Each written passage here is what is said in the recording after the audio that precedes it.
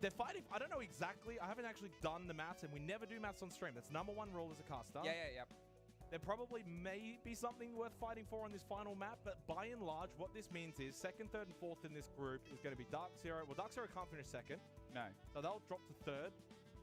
And obviously for Falcons and for Razza Company. So, as far as I know, and I'm sure Jesse is up there going to be like, well, Emmy's wrong. But as far as I know, and I feel pretty confident in this, if Falcons win this next map, that will put them on from the total. They'll get 3 points. They'll go up to 8.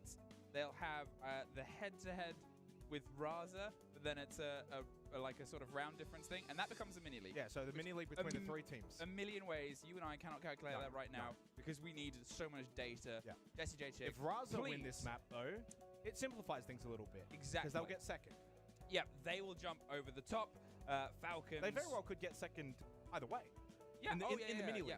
Yeah, we just don't know that. It's very much like a backroom map. Because everybody has beat everybody. Yeah, exactly. It's cyclical. I'm not even going to bother. Mini leagues. Either way, you know, I think going into this map, the tension certainly will be relieved for Falcons because they've secured their position in Phase 2. Yep. That in itself means they can be a little bit more comfortable. They look pretty chill right now. Look at Robbie. I mean, he's relaxed. They've done technically the hard Razza will part. be disappointed. And this is actually going to be a little bit of a test for Razza now because, like, you can't go into this, like, ult mode. Yeah. Give it up first. You're still fighting for second. Second would be amazing for Razza. So they have to just make sure, okay, whatever. We lost Lair. Falcons are secured in Phase 2. We don't care. We can still opt to finish second. It's not first, but it's still pretty good. But yeah, so that's the be all. That's the gist of it. Yeah. If Razza wins, they're in second. If Falcons win, go to Jesse J. Chick or Spravuni or someone clever's Twitter, and they'll have the answer for you. I imagine it'll go. Don't come here. It'll at some point go on the Wikipedia in the next. Someone's got to know Yeah. it. Right, but hey, you and I, we have one more map of We got a Siege. skyscraper. We got a skyscraper. It's another best of 3. That goes to 3 maps for us. But like, they're working us to the bone here. That's okay. We love this game. We head to Skyscraper between Falcons and Razza, and now the social predictions is quite split for this match. Falcons riding the high of securing Phase 2. Razza Company, of course, riding the low of not being able to secure top spot in the group, but with a win here, of course, can still finish second place.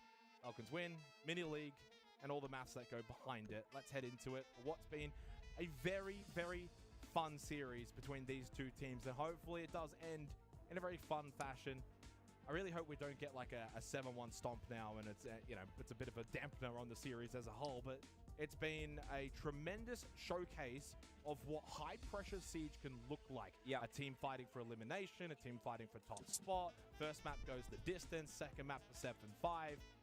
Classic Siege match between these two that does end in a little bit of a dead rubber, but there's still stuff to fight for, so it's not exactly a completely dead map by any means. Clash Band out, Blitz as well, so some shields taken off the board. Kaid Grim to follow. Nothing too surprising with these bands. Falcons defending first as well on Skyscraper is a good spot for them to start. Yeah, I mean, let's get into it, right? Obviously, as you said, they get themselves the drive-through on the defense. The bans aren't anything too outrageous. Razza limiting the play of the Clash. The Blitz against from Falcons, but they've played the Blitz now. And again, they bring Blackbeard. Blackbeard's still on the board as well. I guess that's down to the options, but we do get Monty. We get a chance now for them to sort of stretch their legs and put some pressure in that shield game, and STK immediately not wasting any time now that they're finally sort of allowed in across this series. Let's see what distance they can kind of go. We almost had a fuse. I'm going to hope that was a fuse shield. We don't, so I'm not going to get too excited. I'm not entirely sure, actually. I know, obviously, Fresh usually keeps track on what operators have been played and who we're still yet to see. There'll definitely be ones that we haven't seen yet. But I haven't checked the data. I'll do that later. I think there's been other more important things that we've had to cover. There's almost this part of, like, obviously, you and I have cast together for this week. I love Hap to bits. But we've had so many bangers, and I don't want... Mash. We've had so many mash, so much mash. And I don't want that to disappear. So we'll see what happens. There's a bandit trick here that's stopped by the stun from Zafir, and Guards gets the opener here on towards Basetto. The Thermite got at least one thing done.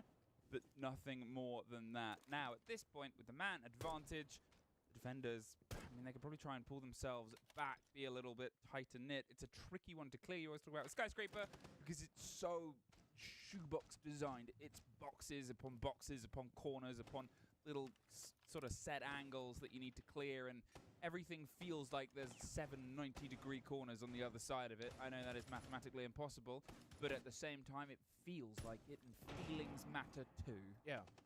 And I think you'll probably find Falcons can now let loose a little bit. Skyscraper defense, I think, is at its best when you go for these kind of plays. And Hashem, well, the man of the hour after clutching out on Lair, gets the second kill of this round. Vendetta from Live does get his elimination.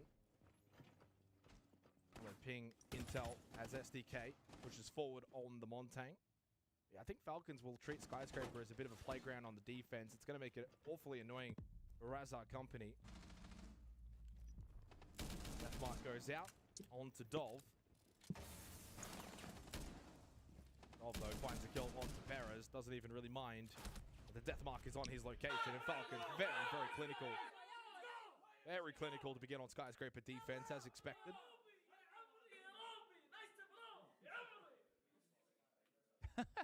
Nice to see them cheering on Robbie.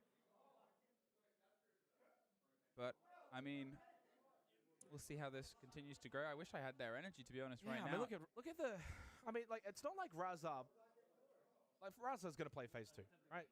They've had an amazing group stage, but they look depressed right now. I had a quick look to see what ops hadn't been played as of yet. There's 2 that say maybe missing data, and I'm not sure who that is, but at least Rook, Thunderbird, and Thorn haven't been played yet. Of those, which one surprises you the most? None of them. I mean, maybe the Thorn. Thorn is like very niche. Yeah, I mean, there was a period of time where that Thorn SMG was just an absolute machine, and then it sort of drifted off a little bit. There's better ways to leave Leon trapped. Ella's popped up more nowadays, and she'd spent a time sort of in a similar sort of role where you trade out. It seems like they want the stuns more than it. Nobody really dies in Razor Blooms unless things have gone really wrong. I think Capcom has one of the highest win rates as well in terms of all operators, so there's better traps